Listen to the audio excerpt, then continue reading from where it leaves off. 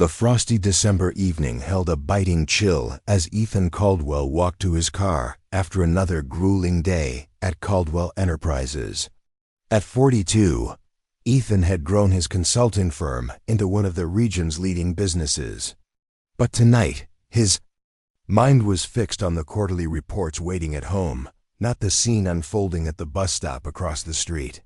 What he saw there would redefine his view of what true success meant and the obligations it carried. A young woman in medical attire sat hunched on the bench, clearly worn out beyond staying awake. She appeared in her late 20s, with dark hair spilling over her face as she napped restlessly in the cold. Her navy scrubs and white coat marked her as a healthcare worker, and the exhaustion etched into her sleeping features suggested someone pushed far beyond normal limits. Ethan paused by his vehicle, watching as other commuters hurried by, seemingly unaware of the drained healthcare worker. The scene struck Ethan deeply.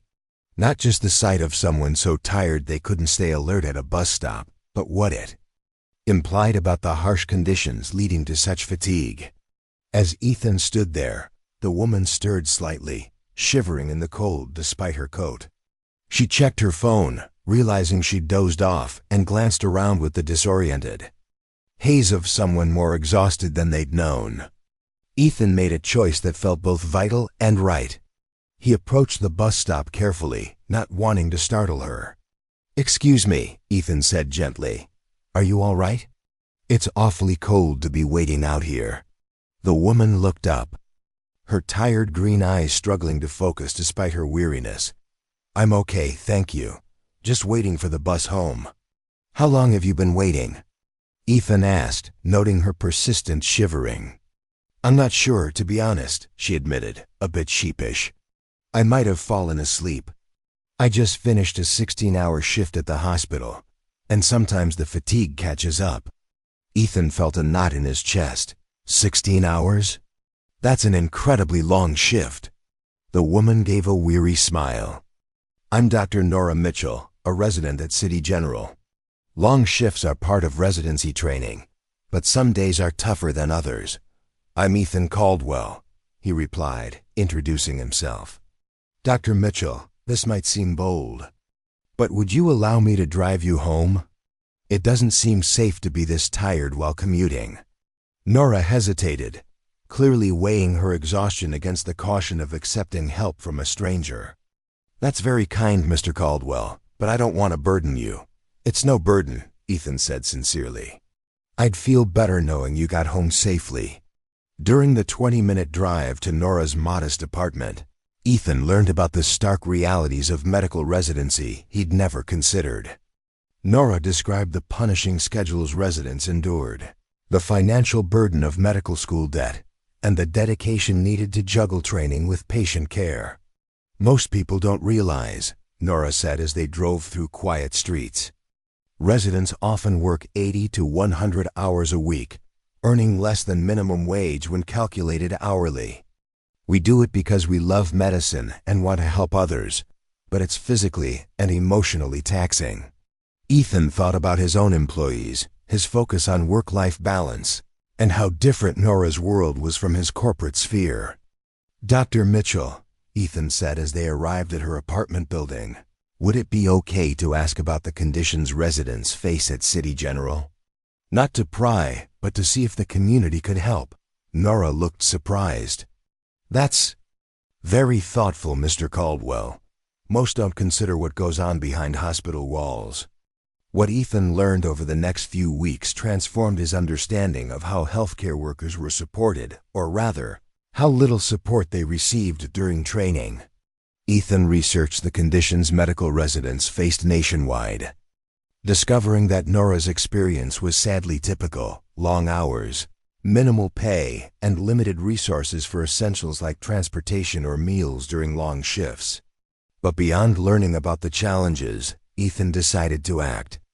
3 months later, Ethan launched the Caldwell Foundation for Healthcare Worker Support, dedicated to providing practical help to medical residents and nurses in training. The foundation offered transportation vouchers for healthcare workers, During night shifts, meal programs for staff working extended hours, emergency financial aid for residents facing unexpected expenses, and comfortable rest areas in hospitals for staff between shifts. Ethan's most innovative program was the Healthcare Hero Housing Initiative, providing affordable, safe housing near major hospitals with reliable transportation for medical residents and nursing students.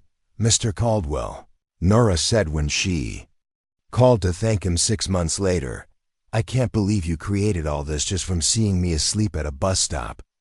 "Dr. Mitchell," Ethan replied, "that night made me realize our community must support those who care for us when we're most vulnerable. You and your colleagues give so much.